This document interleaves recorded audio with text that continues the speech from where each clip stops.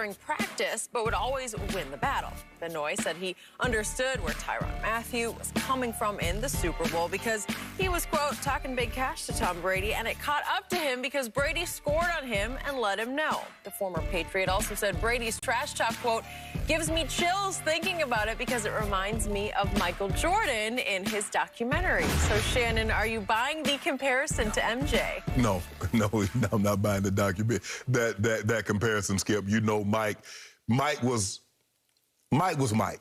Mike did what he did. Mike's like he dunked on John Stockton, and the guy said, hey, why don't you pick on somebody on your side? So he steals the ball and dunks on 6'11" Melvin Turpin. He's like that. He's like Dikembe Mutombo. I will close my eyes and shoot this free throw. That's what Mike did. The great Larry Bird. And they say Larry Bird was even greater trash talker and more of a trash talker than Michael Jordan. Skip, look, I get it. Tom Brady, you know, hey, I'm going to throw maybe Honey Badger, like, yeah, I got you. Didn't realize it was a flag. Tom's like, I'm going to throw a touchdown on you. But Tom ain't talking trash at the beginning of the game. If Tom wants to impress me, come out there when he comes out the tunnel and he runs down the field talking about, let's go. Go down there and say, I'm going to throw a touchdown on you. I'm going to throw a touchdown on you. I'm throwing for 350 yards on all of y'all. Because that's what I did. I run by him and say, I'm going to beat you for like 25. I'm going to score a touchdown on you, and I'm going to give it to you the whole second half. Now, shut your you-know-what up. That's what I do. I talk to him like that, Skip Bayless. I told Earl Holmes, we playing them in Pittsburgh. I say, you the weak link. We going to take advantage of you. Jordan, part of them, we ain't fooling with them. But you, we going to house you. They beat us, but I was talking trash the whole game, though, Skip. But they beat you. They beat us. They got it. I'm glad you added that note. They had a better team. They would load. And as a matter of fact, Skip, that was the year they lost to New England in the championship game. Yeah. That was that year. But Skip, look, I get it. Skip, that's not Tom Brady's MO. Yeah, Skip, you know, the guy said something in Pittsburgh and he ran way down the field. And it's easier to talk now for a quarterback because they're so protected. But you know, when you covered the league, wasn't no quarterbacks talking no trash ever. If you threw a touchdown pass on somebody, you kept your mouth shut, you ran off the field because they would lay you out. Tom knows he's heavily protected now. So he might do a little, might say a little something. Like what we see Phillip Rivers do, that would have never, ever flew in the 80s and 90s. But now, Skip, they're protected. You can't hit them high. You can't hit them low. You can't land your weight on them. You can't do a lot of different things. But I still don't look at Tom Brady as the trash talker, the in-your-face type of guy that Jordan was. Skip, you know Jordan, I mean, he went into the game looking to start some foolishness, talk crazy in people's face, and did not back down. He went at Reggie Miller, him and Xavier McDaniel was face-to-face, and we know the battles that he and the bad boy Pistons had. So I don't look at it like that. Is he as intense of a competitor as Jordan? Absolutely. But the trash talking, I don't see that. Okay, to your point about Jordan, it was much more in your face. I've told you stories that in 1998, one time, Vashawn Leonard, remember him from the Heat? Yeah, I do. The Heat had just wiped out the Bulls at Miami about a month earlier. This is in February, maybe. They come to the United Center. Vashawn Leonard is back every time that the Bulls are shooting free throws, so he has to go to the far free throw line and just stand waiting to play defense, right? While his teammates shooting a free throw. Right. Jordan wouldn't line up with the Bulls to get the rebound. He would go back with Vashawn and just lean over. Vashawn was like 6'2" or 6'3" maybe, Jordan 6'6".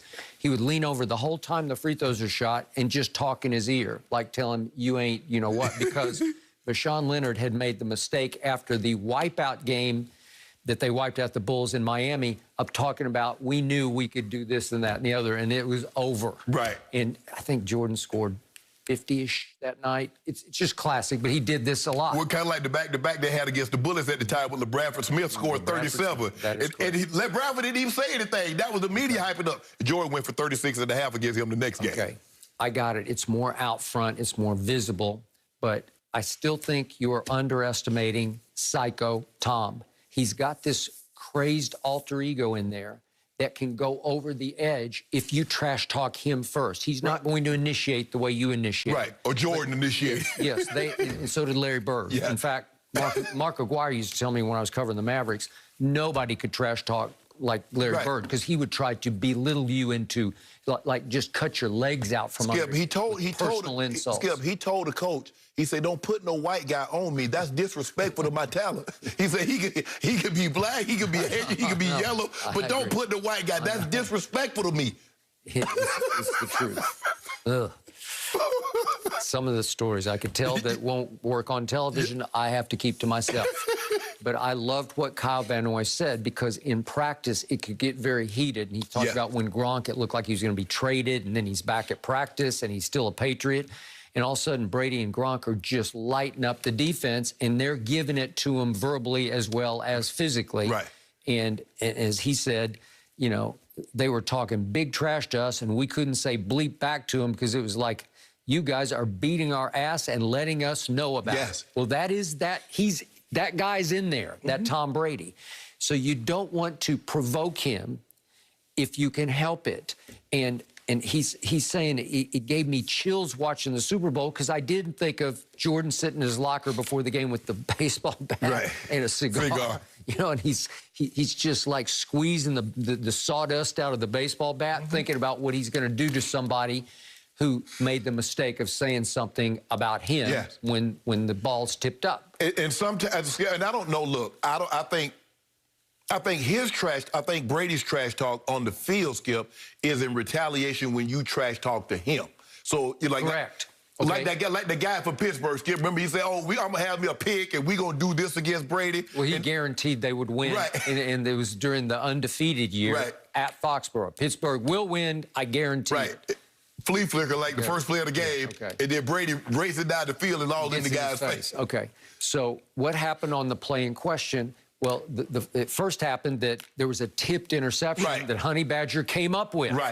And he jumps up celebrating, and there's an off-the-ball hold on Mike Evans that nullifies the play. Because he's thinking, Skip, I got a pick on Tom Brady in the Super Bowl. Super Bowl. So I figured, I got me a pick. Okay, so Brady went Jordan-esque because he didn't like the way that Honey Badger was celebrating. And he's like, oh, okay, watch this. And so they drive it all the way down, and then he runs a little in and out. They run a real wild on him. Yeah, and they score on Honey Badger, and he's going to let him know about it, and it went over the edge. And I told you the next day, he deserved a flag as well. They both should have been flagged, should have been offsetting, and I don't know why. I guess it's after you win 6, you get that much respect during a Super Bowl. But remember what Tyrann Mathieu said after the game, I'd never seen Tom like that. Well, then you haven't watched closely enough, because he's got that in him. Again, ultimate wolf in sheep's clothing, because off the field, he looks like just some dad next door. He can be nerdy, he can be corny, but he's got that gear in him, and it's profane. You're going to get all the choice words. Well, Skip, what used to bother me is that the guy dropped the DB, he'll bat the ball down, and he stand up over you like that's not his job. I said, okay, I got something for you. I catch a touchdown. I said, now do that what you just did the play before, boy. Okay, all right. So, good. So what did LaShawn McCoy say? We had a group text going, all the skill players, about 10 of us, and leading up to the Super Bowl or any big game, he's texting everybody saying, hey, so-and-so DB, he likes to press, but he can't run. He likes to grab and hold, but he can't run. So we're going to take advantage of it. He's breaking down the tape that he's watching. So he's trash-talking internally to inspire his skill players. But he's not going to do it until he gets provoked during the game. No, not me. No, I got to let you know, you terrible. You terrible. Why you think they play the coverage that they play? Because you the weak link and you need help. So you doing all the talking. He's some good. You terrible. Why he should be talking, not you.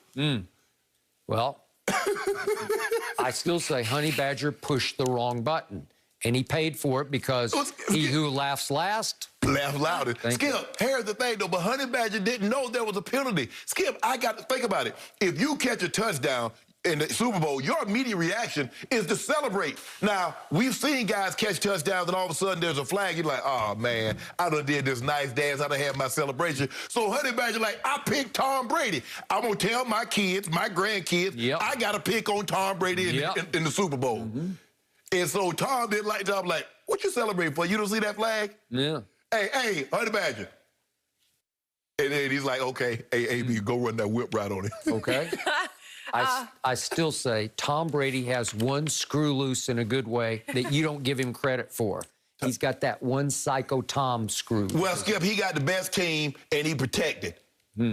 So stop pretending like he ain't no trash talking like Jordan and Kobe. I think he was more than you think, even when he was in New England.